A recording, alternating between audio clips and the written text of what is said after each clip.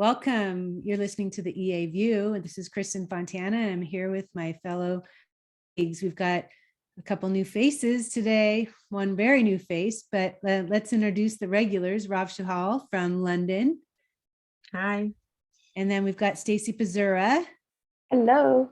And Deva Green. Hello. Welcome back. And Jordyn Smith's been here before. She's a new star of ours, but she's sitting in for Rose Marcus today. Welcome again. Hi. And a very special guest, a new star, Bess Strzelecki. How'd I do? Is that good? You did great. Hi, everyone. Call her Bess. Anyway, this is a powerful lineup of women. I love it. All right, so we're going to be discussing Virgo today. And for those of you that had the great fortune of being a student at the live EA schools, I know Stacie and I were at one together. Virgo, we talked about Virgo forever. That's what I remember. we kind of whizzed right past Leo, and we kind of parked it. We camped at Virgo for a long time. There's so much to say about Virgo. And I have to say, admittedly, it is my favorite sign. My two favorite women are Virgos. My mom, she's not here anymore, but she passed 6 years ago, and my daughter. So my two favorite women are Virgos. And I just love the natural humility that comes with this archetype. And, you know, I think a lot of us have some Virgo, don't we? In our church. I know a lot of strong sixth house.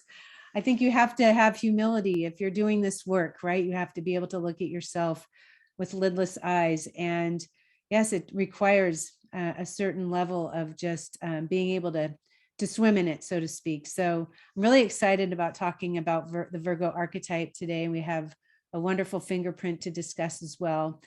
But, you know, what do you guys, before we jump in, what are some of your favorite qualities of the Virgo archetype? Well, I mean, I always say this. To me, Virgo, like when you think about power, Virgo to me is the strongest power that there is, because you're in a state of humility, as you were saying, Kristin, and that opens you up to like so many solutions and so many adjustments. And it's just the most powerful people that I've ever known are Virgos. And, you know, it may be a vulnerability, or they may have a sense of vulnerability, but it is the strongest thing out there. It is way stronger than Leo. Well, I think too, like, because the polarity is Pisces, and when you open yourself up and you're feeling really all that humility, it's like opening the channel to the ultimate realm, right? So you're pulling from that kind of power, that kind of energy. Yeah, I like that. I've never heard it said quite like that. So, all right, anyone else? Well, I myself am a Virgo. I have a lot of my planets in Virgo, especially the inner planets, barring Mars. And ironically, it sits in the 12th house as well. Oh, there's my chart. There we go. Okay, so yeah. I'm going to put you on the spot. I want to know what is it like to have all those Virgo planets in a Pisces house? I mean, explain that to people. What does it feel like? It's growing up, there was it was like I was in this world but not of this world. So, you know, you're part of society and the culture you're in the family, etc. But there was always an inner knowing there was something more, something that was missing. And I'm a twin, and the only planet that differs from me and her is the Jupiter. Her Jupiter sits in the cusp of the 11th house. Wow. Mine has just entered the 12th house.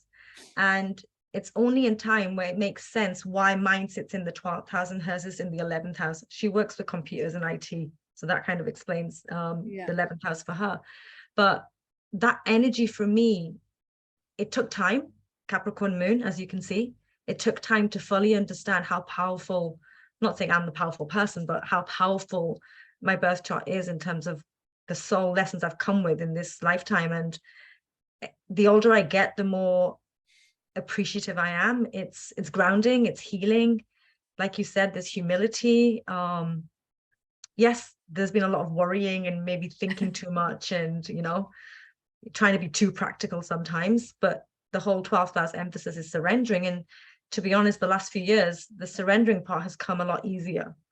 And like you said, Virgo is a transitional archetype, and you forget the only planet I have in Leo is my Jupiter, but it's been conditioned. The 12th house is conditioned by Leo, but that Virgo energy, and especially my ascendant being Virgo as well, has really helped kind of ground me, I feel, in my life. And I am proud to be a Virgo, hence both on my shoulders. Hey, Rob, what's the time difference between you and your twin? 5 minutes. 5 minutes. Okay. So I'm a twin too. And we have our nodes shift houses. Oh, wow. That's significant. Yeah. But wow, is that the only thing that changed in your chart with her is the Jupiter? It is the Jupiter, where she's very spiritual as well in her own ways. She's a natural palmist from a very young age. She's been able to read palms. Both of us have very powerful dreams. Our dream world has been very it's like a guiding light in our life. Now we're sharing this with the world. Where dreams like messages and signs and just a little bit of reassurance comes through dreams. If things don't make sense in the physical world, our spiritual world does open up, and we love it, to be honest. We do. We both love it, and we wouldn't change it.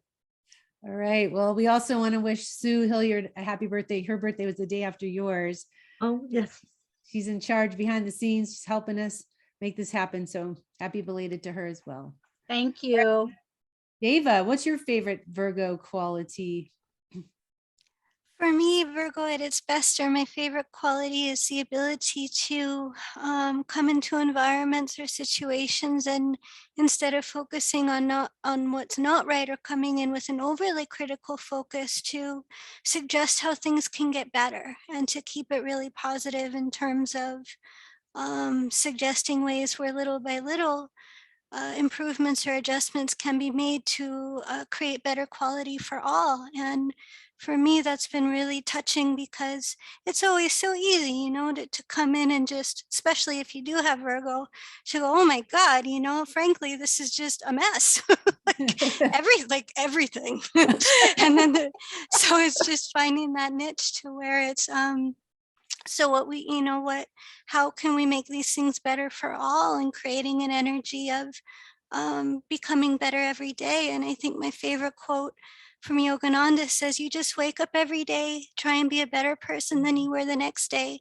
And if you don't, just wake up and try again. Sounds good to me. Keep it simple. It's all about the effort really that we make. So Right. How it's all measured, really, our intentions, our efforts, and with the Virgo archetype, as we know, and I loved the teaching of the centipede at the EA school. When we overthink too much, analysis becomes paralysis. So there's an old Taoist philosophy about the centipede that Jeffrey used to teach about, that the centipede is fine just as long as it's putting one foot in front of the other. But as soon as it starts to analyze what leg number 46 is doing, it becomes paralyzed. So the teaching is to surrender, right, Rob? Stop overthinking or analyzing too much, just allowing, being receptive, being open to guidance, etc. So yeah, that Virgo archetype can manifest in so many different ways. And we really do have the power to change our thoughts, and our thoughts change our reality. They can change our reality in a blink. And our thoughts impact our emotions, which is really how we evolve, through the emotional body. So love the purity of Virgo at its best, at its highest. It is the purest archetype, so to speak, or it's referenced that way. All right, so let's move on to our next slide, please. We were talking about bees before the show started, and there's a wonderful article that was posted on the message board. For those of you that don't know about the message board, at the School of Evolutionary Astrology, there's a wonderful message board that has all sorts of interactions between students. You can post questions. There's a daemon thread, and there's this article on the consciousness of bees and how intelligent they actually are. In fact, they're so intelligent, they can actually recognize human faces. And they did some studies with this man who ultimately wrote the book. I'll have to grab his name, but did some studies about just testing their familiarity with things and just how they work. And they're actually quite intelligent. So we talk about Virgos being busy bees, but they're very intelligent as well. And so anybody else have any thoughts about that article that you guys remember reading? In terms of your emotional life too, and the Virgo energy ability to process or to discern, I think if I remember, they were able to transmit their favorite memories through their abdomen. Yeah, So if they were exactly. able to remember like a favorite flower or part of the garden, and then what they were finding out is they were able to transmit that. Yeah, exactly. Oh, it's in a wonderful article. It's actually out of the Washington Post if someone wants to track it down. The Mind of a Bee, and is the name of the book. And Lars Chittka is the author. He's from Queen Mary University of London. So that article came out August 7th last month. But I loved that part. I'm glad you brought it up. You think about the abdomen being the emotional body, right, where we hold things in our belly. So that was a wonderful piece of that. All right. Also, I'm going to pull Bess into this conversation because Bess lives on a lot of land with a lot of animals, and she's very involved with all sorts of things connected to nature. And tell us a little bit about the book that you were recommending for people. Yeah, we keep bees here, and there's a book with, Virgo being associated with healing. There's a book called The Shamanic Way of the Bee, and it's by Simon Buxton. And it's essentially, they found that bee shamanism, they think, is the oldest form of shamanism. And it came through a female line. And it's an incredibly interesting book about this gentleman, Simon, who was taught basically the ways of bees. And there's a way that they teach you how to commune with the bees, and whether that's what you're painting on their hives, or sort of like cave paintings associations, or telling the bees when members of your family are sick, and the bees will sort of start to produce honey that could help heal. And he himself was healed by a bee shaman with some of his own ailments. So it's a really fantastic, very interesting book.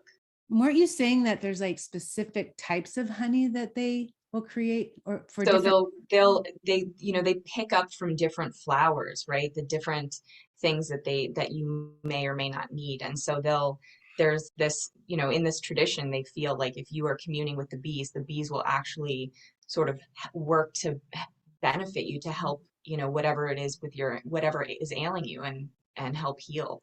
Yeah, that's amazing. I know in this other article too, is just they're talking about how if you are connected to them, you're aware of them, they will never sting you, right? They recognize Yeah. they recognize somebody who's aware of their reality and understands, their queendom, as he calls it. So, anyway, all right, thank you so much for that. Again, The Shamanic Way of the Bee, is that what you said? Oh, what a cool title. All right. Any last thoughts on the bee before we get into our transit of the month for September? I have one. I'm going to pop in just for 1 second to say that I grew up with a swimming pool. We used to have bees fly into the pool all the time. And I used to cup a couple handfuls of water with the bee in it and take them out of the pool so they wouldn't drown. And knock wood, I've never been stung by a bee. So there you go, little Virgo. Good. I'm of that opinion that they know your intentions. Definitely. All right. Well, our transit of the month is going to be the new moon in Libra. I realize we're in Virgo and we're talking about Virgo, and there will be a few planets in Virgo for this new moon. I really like what's happening the end of this month. I like of today, Mercury's still stationed. I believe it was this morning when I was looking, stationed yesterday on September 9th, and today's the 10th. So we've got all 5 outer planets retrograde. We have Mercury retrograde, which rules the sign of Virgo, and we've got Venus is in Virgo, and Mercury will be retrograde in Virgo. It's in Libra now, but it will retrograde back into Virgo for this new moon that's on September 25th. That is a Sunday. If you're working on things in your life, like you're interviewing for a job, or you really need to, I don't know, you're making an offer on a house, or you need to rent an apartment or what have you, that last week of the month, transiting Saturn will be trining Mars. Mars is in Gemini, which is ruled by Mercury also. And Mars and Saturn will be trining each other. So I really feel like if you're waiting on something, you may need to be patient a little longer. But that is a week to keep your eye on. So maybe Monday, the 26th, 27th, 28th, 29th, 30th, that little window, you could find yourself securing something that you want, or just a good time to make appointments for things that are really important to you, or to have a conversation with someone. Maybe you're asking your boss for a raise, or maybe you need to talk to somebody you've been having relationship issues with, and that's a good time perhaps for you to be more measured and just really clear and centered. So I really do like this new moon on September 25th. Again, in Libra, this is relationship related. Jordyn, you had some thoughts about this particular time of the month. So whenever I look at the forecast, what I always realize is it builds upon each week. Like, that's the really cool thing about it, is if you're consciously working with this, with astrology and the archetypes, you can see how it builds. And so, Mercury had gone into Libra and it's retrograding back into Virgo, and Venus is there. And so there's this trine happening from the new moon to Pluto. And I feel like a lot of us, especially before Pluto goes into Aquarius, we're all looking at how we've been conditioned to look at relationships, or to believe what relationships should be. And I feel like with Mercury going retrograde back into Virgo, and with Venus there, we're wanting to exacerbate and kind of purify these old ways of being in relationships with people. And it's not just primary partnerships, it's a variety of partnerships. And so I think that it's really cool that this is coming up on, the heels of eventually Pluto moving into Aquarius. And I've been like watching this stuff kind of unfold. And there's a teaching that Jeff Wolf Green talks about the tendency with codependency, and how we're really conditioned to be in codependent relationships here.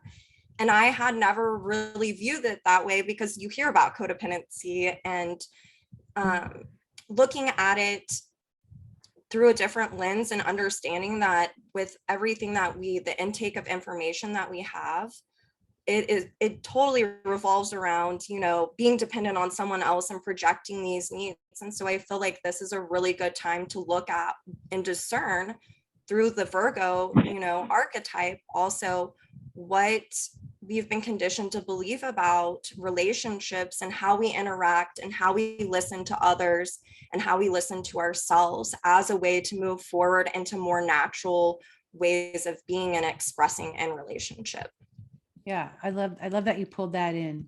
The Venus actually is in almost 1 degree off, a perfect disseminating trine to Pluto, which is a teaching trine. It's a Jupiterian energy, I would call it, which will expose the truth of things, which allow you to talk openly and honestly about what you need. It is a fix-it kind of new moon for these relationships that you're talking about, and bringing things into balance. And what we learn in evolutionary astrology is that all the relationships that we call into our life, we are not only picking up where we left off, but we are attracting people that reflect the dynamics that we are working on. The good, bad, and the ugly, right? I mean, some things are really beautiful and good because, you're really working on yourself, and then you start attracting people that are mirroring that, but maybe then you're attracting other people into your life that are pushing your buttons left and right, or maybe there's something within your relationship, a dynamic that's coming up. But the trine, Pluto trine Venus, makes it easy, almost effortless for you to fix what you have been troubled with for so long. And, I don't mean to be too Sagittarian about it, but I really believe that it's possible under a new moon. You're emotionally in the right place. You've got Venus conjunct Mercury trining Pluto. I mean, honestly, it doesn't get better than that. If you're trying to talk about something really deep or karmic or intense, I mean, boom, it's there. And so we need to take advantage of the energies that are available to us. It's up to us. We know you can lead the horse to water, they say. You can't necessarily make him drink. So it's up to us to make those moves, to initiate the conversation, to take that step. And we feel better under a new moon. We don't feel so stressed and worried about it. There's less resistance typically. So thank you for bringing that up, Jordyn. You know, I really feel, you know, we are relationship beings. I mean, most of the people that come to us for readings, right? They're either wanting to know about their relationships or when they're going to find their soulmate, or it's a career thing or a money thing, right? It's the love and money dynamic that is so strong. All right. So anybody else have thoughts about this new moon coming up? I would say too, with the Uranus pretty close to that North Node in Taurus, that going off what both you and Jordyn were sharing, that can give us perhaps an alternative view of resources that we already have, contributing to taking those steps and doing it for ourselves. So for example, this could be under this new moon, somebody who's for the first time able to step into advocating for themselves in ways that they hadn't before, because they're seeing inside themselves something, a skill or resource, how they can do for themselves in ways that they hadn't before. So they're able then to create the necessary balance, the communication to make this all work, so to speak. Or to really maximize the energy of the new moon. So looking at that Uranus North Node in Taurus, perhaps seeing an existing skill set or a new skill set altogether.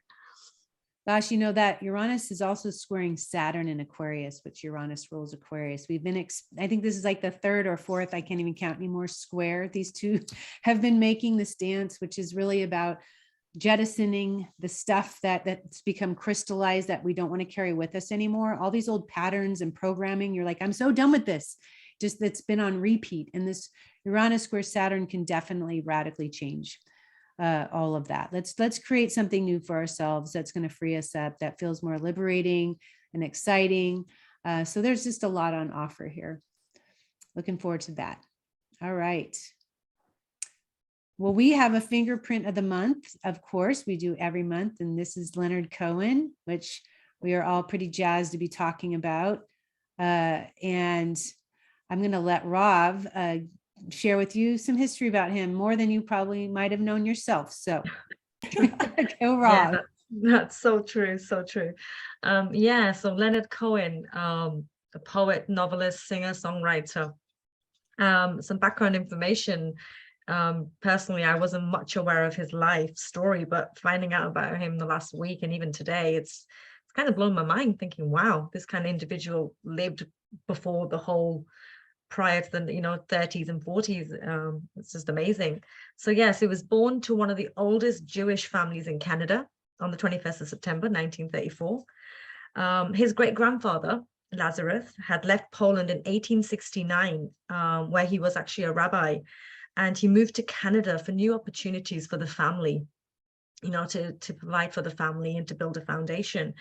And it was his grandfather that when he went to Canada, he decided to become a businessman over continuing his work as a rabbi, though he was still very connected to the synagogue and the Jewish people around his community there. His father, Leonard's father, continued his father's business. So it's very much a family business, and that's what kind of sustained their stability. He was born into a well-to-do family. They were stable financially, and it was his mother who married his father, who was also from a Jewish background but from Lithuania, who introduced him into the world of music. Apparently she used to sing in the kitchen and he'd hear her whenever she was cooking and stuff, and that's what kind of brought him into the world of music, though he originally started his career in poetry and being a novelist. Again, an experience was from his grandparents, his father, whom he unfortunately lost when he was 9 years old. They had an influence in him wanting to know more about life and just wanting to learn. His curiosity took the better of him, and that's why he wanted to become a poet, and he started to write novels as well. and he won quite a couple of awards before he actually got into music. And personally, his work, his poetry and his novels and his music explored a range of topics, from religion, politics, depression, sexuality, death, loss in romantic relationships. And he covered a range of topics which he was also exploring himself in his own personal life. The fact that he was actually born into a very strong religious Jewish family meant he knew a lot about religion and the stories that were being taught at the synagogue. He was also interested in Christianity. So it wasn't just like he was stuck with the Jewish background. He explored a variety of religious texts, but to him, it was spiritual meaning, trying to find a connection. And once he started to look into this sort of texts and started studying them himself, he was somebody that also started to criticize what he was being taught at the synagogue. You know, in his personal opinion, he actually, it's actually in this book, I've actually marked the quote, I will read it to you. He claimed that what they were being taught in the synagogue was actually blasphemous to God. He said that, "I believe that the God worshipped in our synagogues is a hideous distortion of the supreme idea and deserves to be attacked and destroyed. I consider it one of my duties to explore the paltitude which we have created."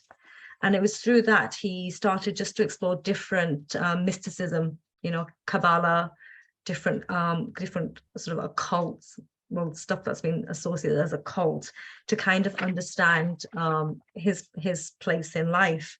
And he actually went on to add all this information into his songs. So I believe before the 60s, his music was a little bit more hip and upbeat. And then suddenly the lyrics changed to be a bit more meaningful and deep. And some people have said it was actually a little bit dreary and dark. But he had an ability to kind of turn his music into a little bit lighthearted. I haven't heard many of his songs, but his most famous song is Hallelujah, which to this day, we have artists that are re-recording that song. It's been in a lot of movies and TV shows. And it's just, you know, he was the original founder. And yeah, that song just having a timeless quality to it, and I'm sure people will go on to sing it for many more years to come. Yeah, and with his music, he felt he needed to talk about what felt right to him. So it was never about meeting other people's expectations. It was about what he needed to express himself. And he wasn't really a natural born artist either, in terms of being on stage. His first experience of being on stage, he actually ran off the stage. He had stage fright. It was halfway through a song. He just ran off. He didn't go back. So so he clearly came into it himself and what he wanted to share. And yeah, and finally, a bit of information about his personal life was, you know, he became a monk in 1994, I believe it was. He joined a monastery and he stayed there for about 5 years. And through that experience, he was ordained as a monk, and an experience which he later came out of and I'm sure contributed to his lyrics and his music. But during that time, he found out in 2005 that his personal secretary, I believe she was, or his manager, also his ex-partner, stole $5 million from his personal account. That resulted in him taking her to court, which he actually did win. He won the case, but I believe he never received the money for whatever reasons. He never received that money again. And so he's ended up at the age of 77 having to go back working in music, touring the world. And over the course of the 5 years which he toured, he played in 387 concerts, and to audiences worldwide, sellout audiences, I believe it was. And he made 3 new albums during that time. So for someone who had to endure that in later part of his life, and how he did it is commendable as well. A lot of other people would just have given up. You know, he did suffer from depression also in his before he turned 60, I believe it was. But for him to overpower that and see through what he needed to do is very commendable. and he died in 2016. And interestingly enough, even this week, I found out in London that they're showing a documentary on him in a cinema nearby. And even this book's been released about his life and his music, and it's sort of like he's done a full circle. And though he's crossed over, but his soul kind of lives on in his music and his work and stuff. And yeah, and it's just I found him to be a very mystical character before I actually thought he was probably just a musician who had a passion for music and poetry. But for someone to have a deep core mystical side to him, which I can actually see in his birth chart now that we analyze it, is great. And yeah, and Deva's going to start us off to explain that Pluto in the 10th house in Cancer.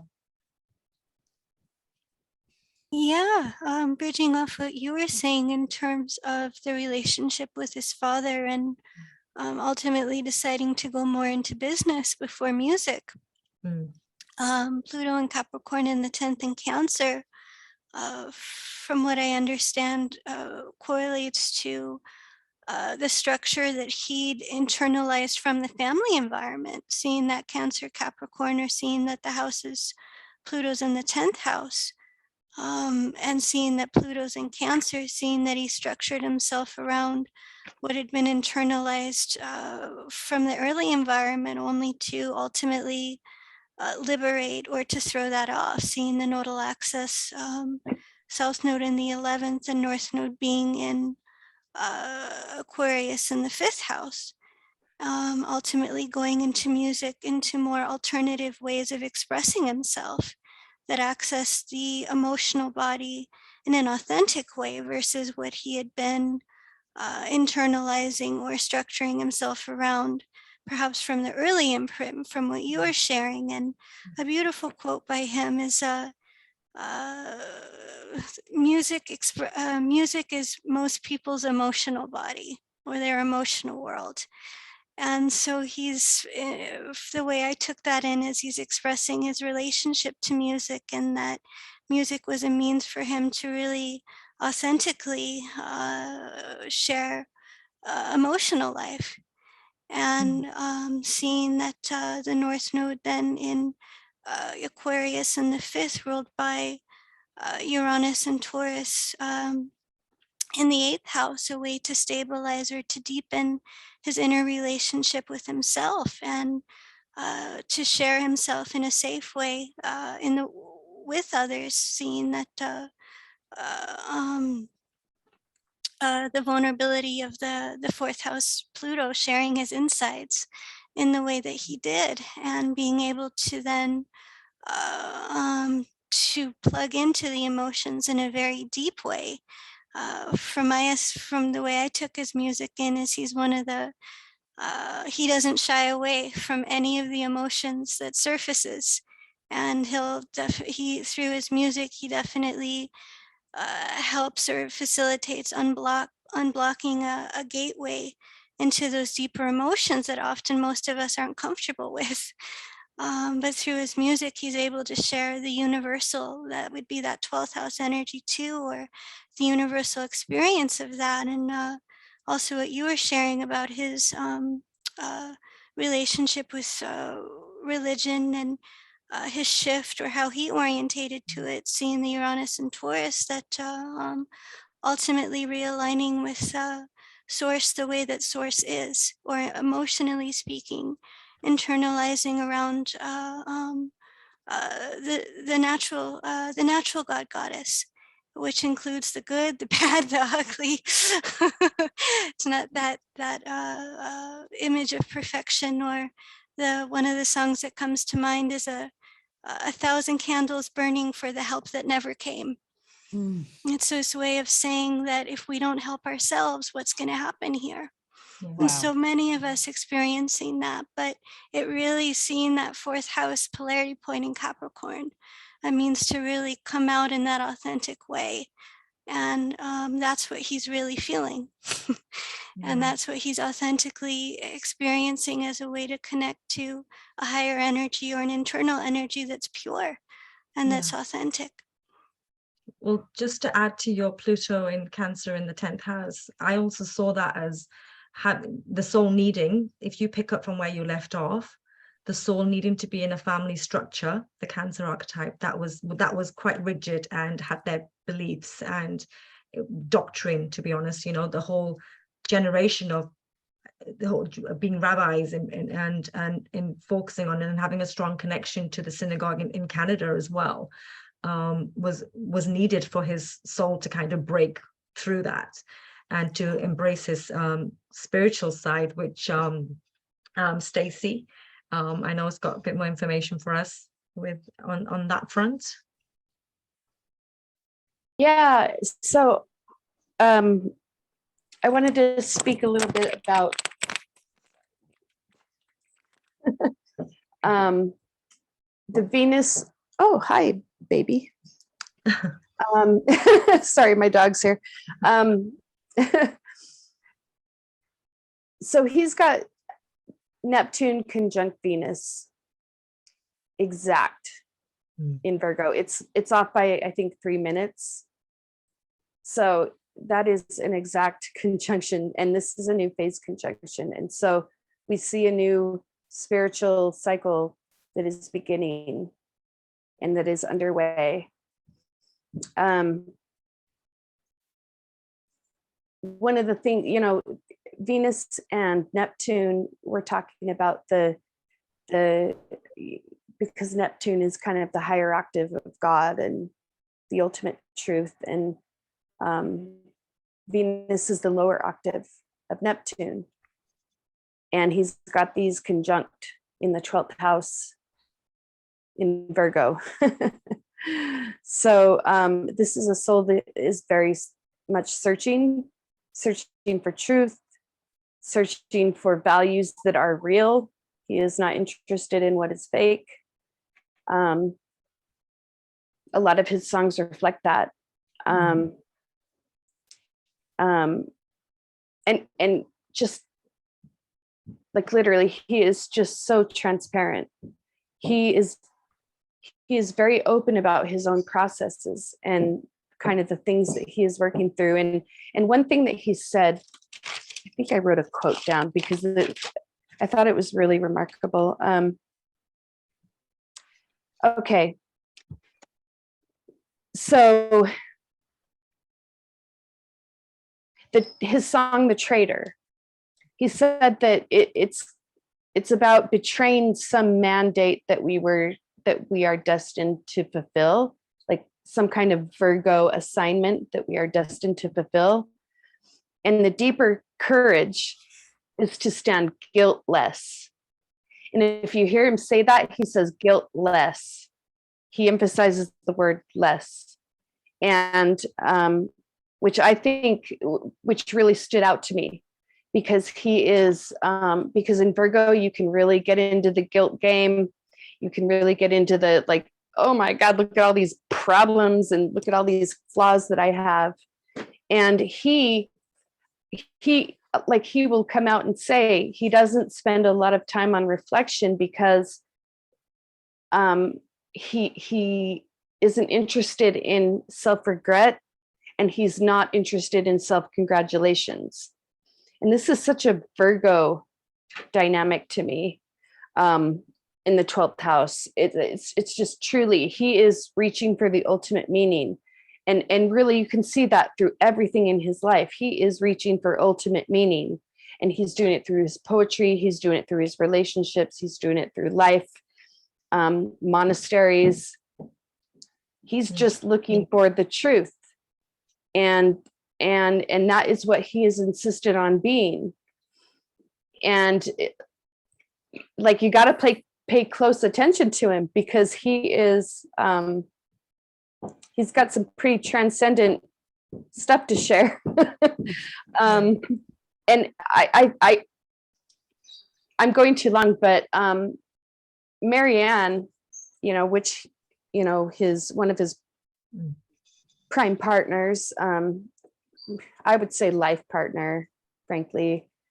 They couldn't make the solid commitment, but he wrote a song about her, and she was present in his soul at all times. And they both died of leukemia 3 months apart. Oh, wow. 3 months apart. But they had a beautiful relationship because they sort of allowed each other to do what they needed to do. And gosh, let me just see. There's one other thing I think I wanted to say.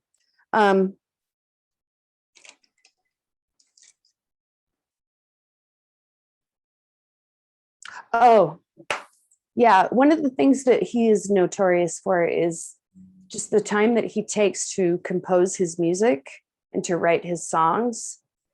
I heard a couple of people say like it takes basically a year to get a song out. And the reason that he does that is that he's just so specific and careful with his words. Mm-hmm. He's just so deliberate with what he wants to say, and he wants it to be true. And so what he ends up coming up with is like truly a masterpiece. And I honestly do believe he is one of the most talented poets that we've had, like that I know of. Like he's literally walking the talk, and he's trying to, he's finding his way back to God. And that's what the drive is. It's to find that ultimate meaning, and he shares it through his words, and he brings us on the journey. Mm-hmm. No, absolutely. And if you also look at the Venus Neptune, it's actually squaring Chiron retrograde in the 9th house in Gemini. And you talk about being careful with the words. He was particular with the words, so it was either going to heal him or wound him, or even others, with the information, the music that he's sharing is probably triggering a lot of people as well to go within, to question their experiences. Because I know his music isn't for everyone, because everyone understands a different meaning in terms of what he's saying. So it's interesting you picked up on that whole fact that it took a year to write his music completely, a soul that was deep within, and just needed to kind of just not speak any waffle. There was going to be no waffle coming from his music at all. Yeah. I wanted to add something. I can't remember who said this. It was Bono, maybe, who had meant, it was after he had died, and there was something on about him, and said he would throw away songs that he had written that any of us would dream to have created ourselves. Like his trash is our, is our masterpiece. His trash would be our masterpiece. That's what his, counterparts in the music industry, that's how they felt about him. True genius. So yes, very perfectionistic with his words. And you said people would take his lyrics, and the interpretation of his songs would be like, there'd be 20 different interpretations. In particular, that song Suzanne, which is one of my favorites.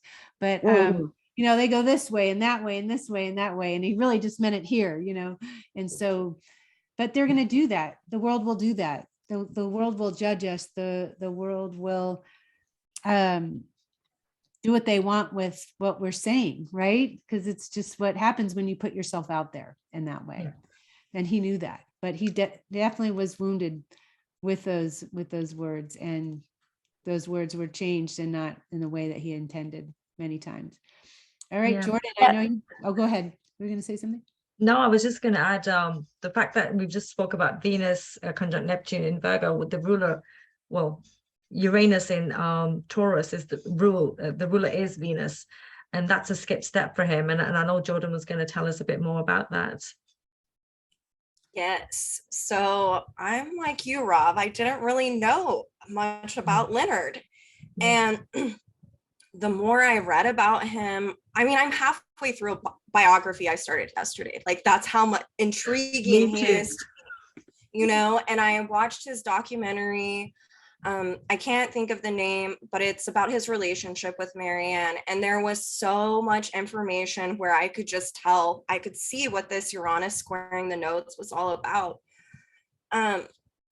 I want to talk a little bit about the 8th house, and like anything in the 8th house is really getting to understand what our limitations are. I have Uranus in the 8th house. I've definitely experienced this, and there can be such a resistance and a fear that comes up with Uranus there. And I want to tell a little bit about, segue on what you said about him, you know, being scared and walking off the stage. I think it's a lot for this resolution of his North Node there in Aquarius in the 5th house. Yeah. So growing up, Leonard, what I read about him was his dad was a war hero, and then his dad became really sick afterwards. And whenever his dad died, you can see that with the square to from Uranus to Pluto. And so I'm going to kind of bring this in.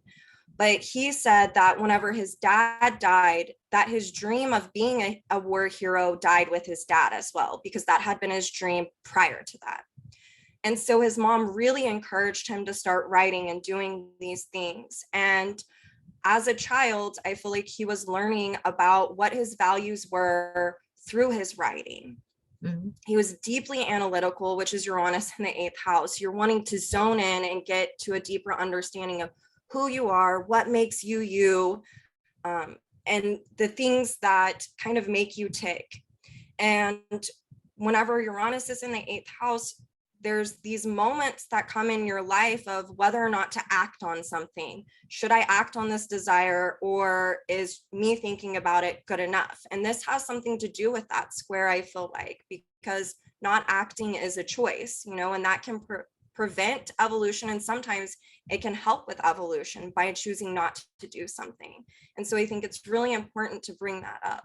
So with Uranus, not only in the 8th house, but in Taurus, he was a ladies' man. We all know this about him. And sexuality was a big thing for him. He moved to Hydra, and he was in a relationship with Marianne. And she even said when she met him that the way he looked at her, she felt like she had known him before. And that is Uranus in the 8th house, like this very deep gaze, you know, and that is what she talks about, is the gaze that he gave her.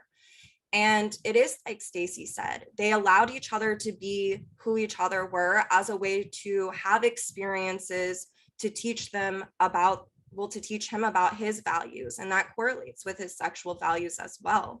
So they had like an open relationship at one point in time. It was the 60s. And through that, he talks about how so much music came to him through those experiences. So whenever he was living in Hydra, he had a friend who knew Judy Collins, and he had told his friend, I think I'm kind of writing some songs right now, but I'm not sure, because how he had contextualized himself was a writer and a poet, not really a musician. Mm-hmm. And this is where that Taurus Uranus is squaring this resolution node. He goes out to New York, he meets her, and she's like, yeah, Leonard, that's a song. And he goes back to Hydra, and she, a few months later, says, I really think that you should perform this song and you should sing this. And so he goes out to New York to perform this song, and he's terrified. He breaks down in the middle of it. He cries. He walks off of stage.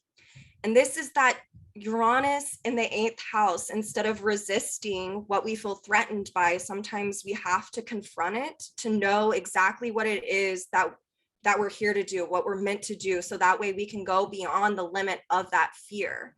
And Uranus, I feel like, totally induces that fear sometimes, you know, it's that confusion that comes from the fear. And she went backstage and she said to him, Leonard, you're a singer, like you should perform this song. You're meant to perform this song. And he walked out there and he like rode that fear and he confronted it in such an 8th house powerful way. And it taught him so much about his values. And he went out there and he became iconic. You know, it's that square to the North Node in the 5th house. He was taking all of his natural resources, Uranus and Taurus, that he had figured out, and he was implementing them in a new way that he didn't even think was a liberating quality in his life. And he was able to do that.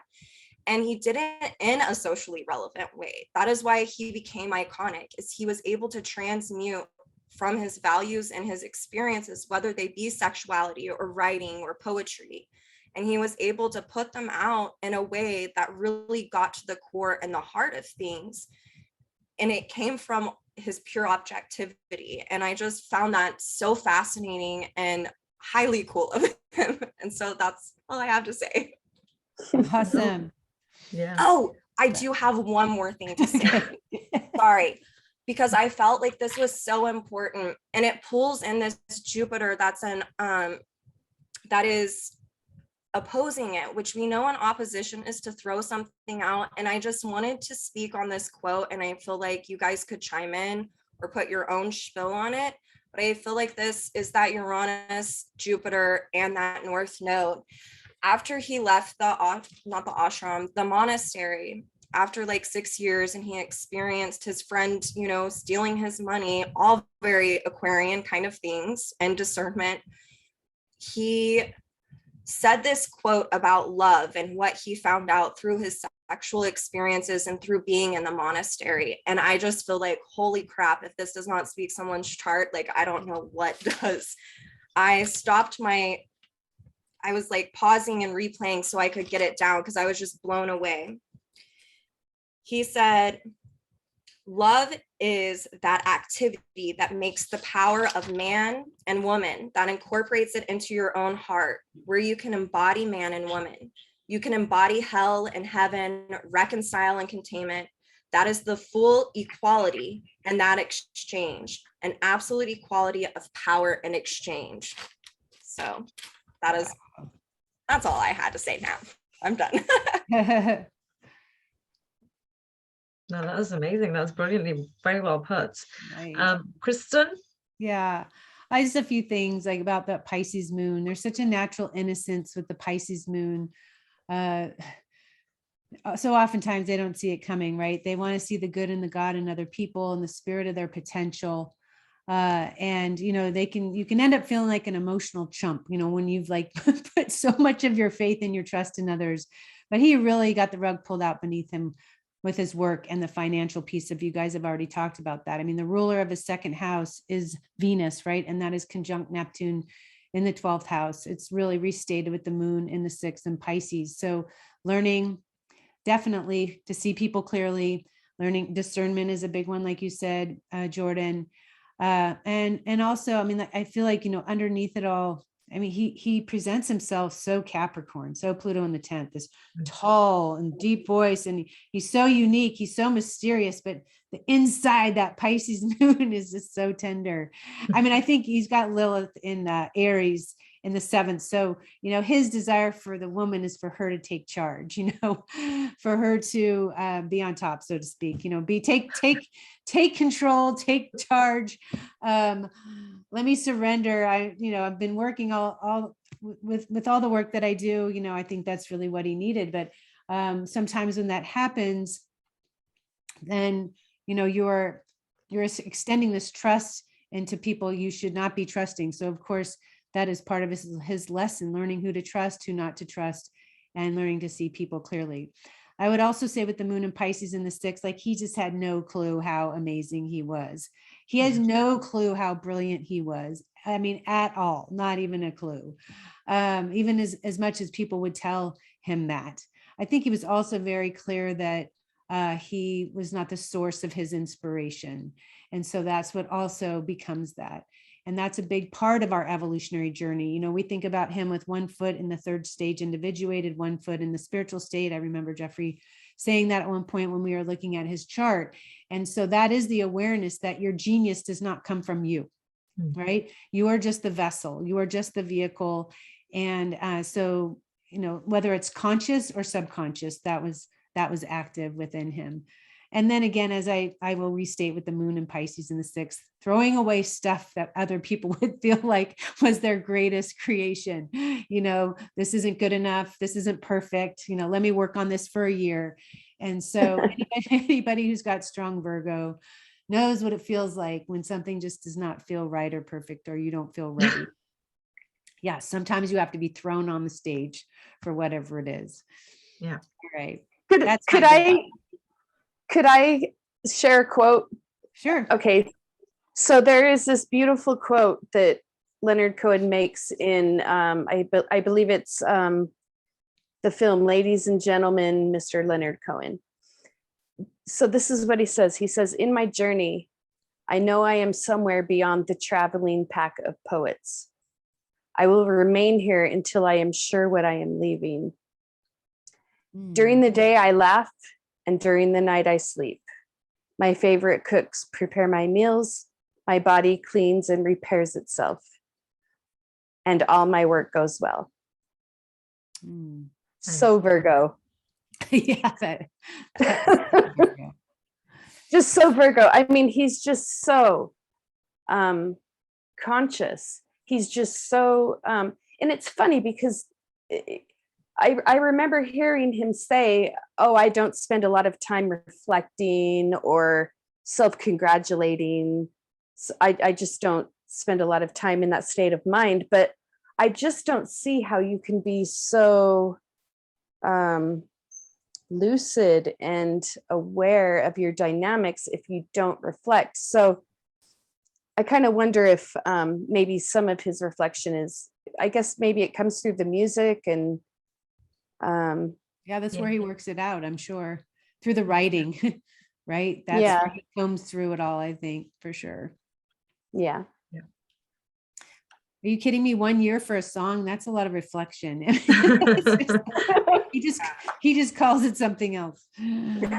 Right. All right, Rob, were you wanting to say any more, or are we going to close the fingerprint? You good? Yeah, that was perfect. That's fantastic, you guys. Thanks for all of that. What a journey with him. All right, well, I'm excited to formally introduce our next slide. Keep going. Yeah, this one. Star of the month is Bess Strzelecki. You did. Good job, Kristin. Okay, I got to tell you something. You know, she's definitely been dabbling in astrology for some time, but she told me that she found EA 2 years ago, and she said, I found EA. She was 34 years old, a mother of 2 young children, and she found it when she was dying.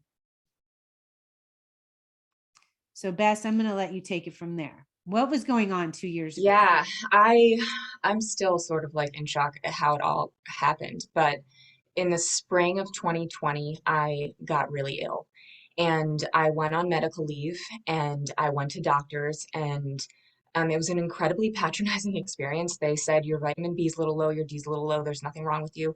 We can write you an antidepressant. And I got progressively worse. By the summer, I couldn't get up off the couch. I was essentially bedridden. I was developing breast cancer. I could barely keep down food. I lost 30 pounds. I was down to like 5 foods that I could eat comfortably. I had a ton of GI issues. I had crazy rashes. And I was severely hypoglycemic to the point that I was like going into a miniature coma at night when I slept. And like could have easily sort of like passed away in my sleep. And you know, we have a farm. I work in a corporate job. I, have young kids. It was like a lot going on. And my husband at one point looked at me and was like, we can't live like this anymore. Like this is not, like this isn't working. And I said, look, like one of 3 things will happen. This will either be my life, right? And if that is, I will let you divorce me and I won't fight for the kids. And I'll let you go. Or 2, like a miracle will happen and I will get better. Or 3, like I will have died or killed myself. And it was really dark. And at that time, I had the name of an evolutionary astrologer that a friend had given me years ago that I never reached out to. And this name just kept popping in my head. So I reached out and she looked at my chart and she said, you should really study EA. She said, you're going to be giving readings in 2 months. And I think you came back in this life to be an astrologer. And I was like, lady, you are nuts. Like my brain was broken. Like I couldn't remember. I had severe brain fog and I lost all my memories and it was crazy. And I said, I can't study anything and I'm dying. Like this isn't happening. And she said, well, let's look at your chart. And she looked at Neptune transiting my 4th house and Uranus was opposing my Pluto moon, which Jeffrey talks about, Pluto and the moon being mold essentially. And so she said, you need to go have your home tested. You need to go have your water tested. You need to go have your home tested for water damage, i.e. mold. And so we had a test, and there was 30 times the normal levels of mold in the house, including ochre toxin and black mold. And I was too, so I I bought Pluto and I bought the book and I kept it by my bedside, and I couldn't physically read it because my brain was so like damaged. So I bought the videos, and I watched Jeffrey like while I was bedridden, and it honestly like fed me. I had been studying shamanism for like a decade before that, and his energy was very similar to the shaman I had studied with. And so I recognized it right away, and it was like, okay, yeah, this is it. And I just sort of hung on from there. And then, you know, she was right. 2 months later, I started to give readings, and 4 months later, I took my first client. But it like this literally saved my life. And it took me down a really interesting journey, basically in my own self-healing, to then be able to find it in the charts and help other people, you know, deal with trauma or whatever's coming through. So it's been a really incredible experience for me, and I'm really grateful to be here. So Stacie, if you cry, I cry, so don't. I'm sorry, I can't help it. I mean, it's sometimes it takes an extreme to wake us up, right? To what we need to be doing. Like we really have to be on death's door before we're like, okay, God, you know, I'll take whatever it is you got to show me. I think the thing that really made me laugh the hardest, or my soul smile the brightest, is when you said that you listen to EA when you put it on when you're doing your barn chores. you know, she lives on a farm. She's got so much to do. She's a busy gal. And so I can just see her cleaning the stalls and listening to EA, you know, webinars or whatever. It's just so great. Too. So she's got some Gemini energy in her chart, a few planets there in Gemini. But you know, so I think a big issue for Bess, because she can do so many things and she's got so many interests, is, you know, where do I focus the most? I mean, we had some talks and she's very astute with this work. And I said, don't even hesitate. You know, it's got to be medical astrology. Let's go. We don't have anybody out there that can just really diagnose or help people in this way that I know of. I don't know anybody to refer to. So she's going to be our expert, right? She's already survived. Working on Jeffrey's book is amazing. We do have a medical astrology book out that by Jeffrey, but there's a lot more work to do. And as we all know, that all disease or imbalance in the body is rooted in emotional unrest. And of course, while Bess was, you know, literally it wasn't necessarily emotional. The mold was not emotional. It was there, but her soul created the whole experience.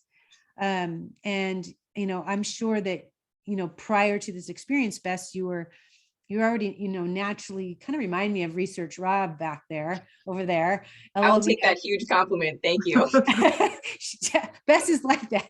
So I think you have to be good at those things if you're trying to help heal yourself. So anyway, wasn't that really involved? Wasn't it about that for you? Absolutely. Yeah, 100%. You know, so our big question is, how has EA changed your life beyond the medical? What would you say?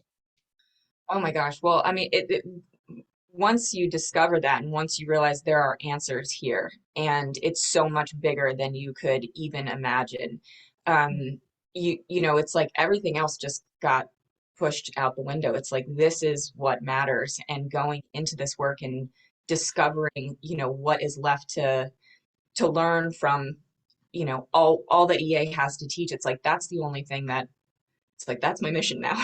Stay the course. Yeah, it is. It just brings you into a tight focus. We're so excited that it's just been 2 years. I can't believe how fast you've immersed yourself in this work, and you're already, I know, because I've spoken to her at length, how much you have embraced this work and how much capacity you have, and to shine a light for others. Do any of you guys have any questions for Bess? Girls, women? Yes. My question is, what role has, you know, because you obviously have some relationships with animals.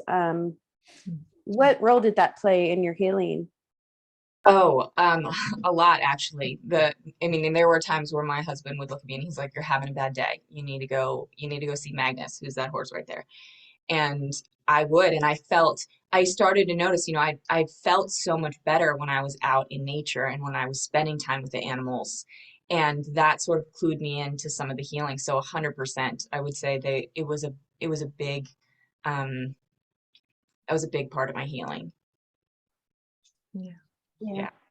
I can relate because I went through a traumatic experience a few years ago and ended up finding my greatest healer. Here he is. Come here, baby. Exactly. There he is. Oh my gosh, he's so cute. And he literally just the physical act of touching him and cuddling him at night, and the fact that he would want that in return was just such a life-affirming therapeutic thing. And we are really blessed to have animals in this world. We are really, really, really blessed, and we should treat them as well as we can. Yeah. I agree. That's so cool. It makes me want to share my story about my dog Dexter, but I can wait for another day. It's definitely very Virgoian, of really wanting to connect with them and feel how healing that they can be. And I'm so glad that you have Magnus. Seriously. Gorgeous. Horses are incredible animals. Yeah. I grew up with them, and I'm really glad that you have him, especially going through your experience. So how's your health now, Bess? Oh, fantastic. It's a journey. You look healthy. But it's you have to sort of become your own advocate and become your own like PhD essentially. You have to go into the research of how to get here, and the astrology really helps you sort of get a goalpost for that. But I love, Jeffrey talks about the limbic system on like page 10 of this book, and he talks about how it's like where we hold genetic memory. So shamans have known we hold past life traumas through that system, and then it gets reenacted in the present. And that is essentially like I basically had to become an expert on trauma and how it manifests in the body, and then how to heal it physically, mentally, emotionally, spiritually. And it's been an incredible practice, very, very Virgo, to sort of keep it top of mind daily, right, in your healing. But it's been great. And then, ultimately I was inspired to share what I learned. And when I started EA, it was very much because my left brain wasn't functioning. It was like very right brain. And so going into, that's where the place I did my readings from, but it was incredibly like intimidating to just operate from your intuition. And so I've basically spent the past few years backfilling, Jeffrey's work, everybody in EA, all the teachings to try and, come into better balance. And ultimately, at the beginning of this year, I taught my first class to others, which was the class I wish I'd had when I was starting out, just like, little by little, what, the building blocks. And so that's been a lot of fun and very rewarding. And I never thought I'd be sitting here saying that this is what I'm doing or learning or sharing. And it's really humbling and incredible. Wow, that is an awesome story. And of course you had your house treated, everything removed. Yes. And how long after the house was treated to deal with the mold did you feel yourself getting better? It was a couple months. Mm-hmm. It was a couple months. And there was an integrative practice that got me there. I mean, everybody lives in those walls, and we all respond differently to our environment, right? If you have a strong Pisces or 12th house, you're going to have less boundaries, less barriers to fight off things like that. And, some people have allergies and some people don't, right? So why do they have allergies? And allergies are connected to trauma a lot of the times because it's rooted in the lungs, which is a Uranian phenomena. Mm. And so, obviously it's not animals for you, but that extreme experience really brought you to this work. And it took that kind of intensity. And Uranus was opposing your Pluto moon conjunction. Okay, she has Pluto moon. And I'm sure you're going to be helping people with unresolved emotional trauma that's affecting their physical health. So we can't wait to see your series, your medical series, webinars, or what have you. We will be looking forward to that big time. Get it. Thank you for joining us today. Having me. It's amazing to meet. All right. Well, I have a little inspirational story. It's a Virgo story. We're talking a lot about health. And 4 years ago, my daughter, she was 17 years old 4 years ago. And she, it was in the fall. She was her senior in high school and she became very sick. And in fact, she was turning jaundice and she was burning the candle at both ends. It was, time to apply to colleges. She was having midterms and she's a dancer. She was dancing in the rain during Thanksgiving parades and just, really pushing it, and had taken a flight to visit some family up in Seattle, and everyone's coughing on the plane. So she got sick. She got something. And she came home and progressively was getting sicker and sicker. Mars Virgo and Sun in Virgo. And to the point where the whites of her eyes were just completely yellow. So I took her to get some testing done, and I was obviously really frightened because I've never seen her like this. And she almost looked like, it just literally looked like something out of a Halloween movie, just, she didn't look like herself. She literally looked like she was wearing some kind of makeup. And even her urine was brown. So she told me that she felt like her body was shutting down. And we went through all these tests and it was coming back inconclusive. So you immediately think, oh, hepatitis, right? A, B, or C. But for a liver function test for hepatitis A, B, or C, a normal liver function might be 85 and you're getting about 1,000. And her liver function was like 450, 460. So definitely really elevated, but not classic hepatitis A, B, and C. Anyway, so I do a weekly forecast, as a lot of you know, and now it's actually twice a month. But at the time, I had just written a newsletter and was about to write a forecast. And I said, I realized I've got to get her to the hospital. Like, I can't write this. So I just wrote basically one for everybody and said, that my daughter was not well. I hope to be back next week. And I didn't go into details. I didn't want to alarm anybody. So we go to these 3 different places for tests. We come back and I open up my laptop and I open up my email, and there's literally hundreds of emails, hundreds, saying, praying for your daughter. And she's sobbing. She's sitting next to me and I'm sitting with her in her bed. Well, what we ended up finding out was that she did have acute hepatitis and she had Epstein-Barr at the same time. So basically mono and hepatitis, some version of, which is very rare and uncommon. And we're sitting there and the doctor basically said that, it's going to take her a couple of months. In fact, I don't, at least she's going to be out of school for a couple of months. And so this is like, just after Thanksgiving and her senior year in high school, and she just is not really appearing to get better. She's sitting in front of the fireplace in a beanbag, and she was holding her hands like this.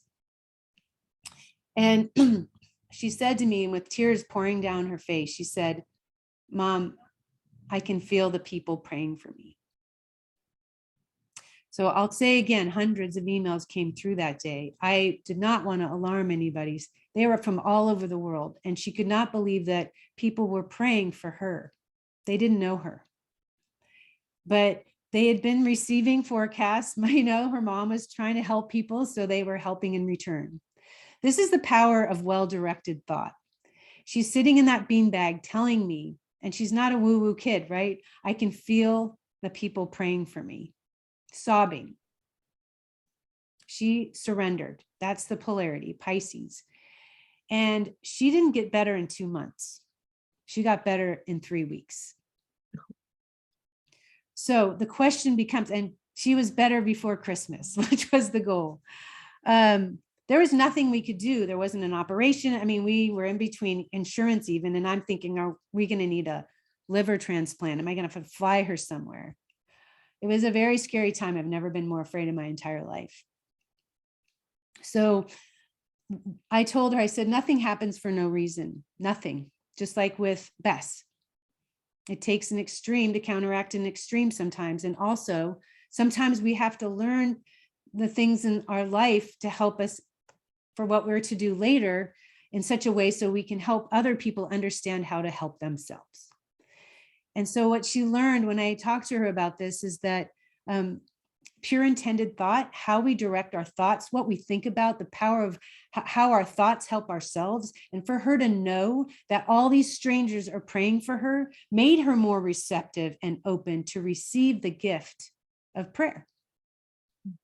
And so that is the message for the Virgo Pisces axis, that, you know, if every soul on this planet was energizing the word love at the same time, this planet would heal that fast.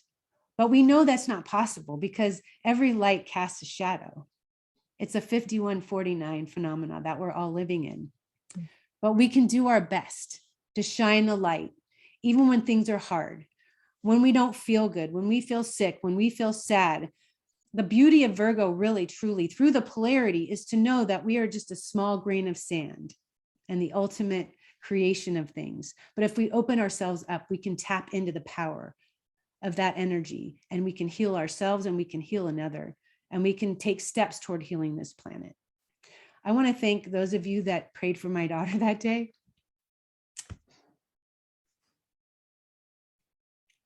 People I had never heard from. So thank you for making her life a little easier. All right. And thank you all for joining us. Thank you, this wonderful, beautiful team of powerful women. I just want to encourage you all to make this world more efficient and brighter than it would be without you. All right, Natural Astrology. This book was spearheaded by Linda Johnson. We miss her as well. She's flying in peace in the heavens. And a few of us were in that project. And to those of you who are interested in becoming a serious student or to learn more about evolutionary astrology, please check out the website and the message board if you have any questions about this work. Until next time, namaste. Namaste.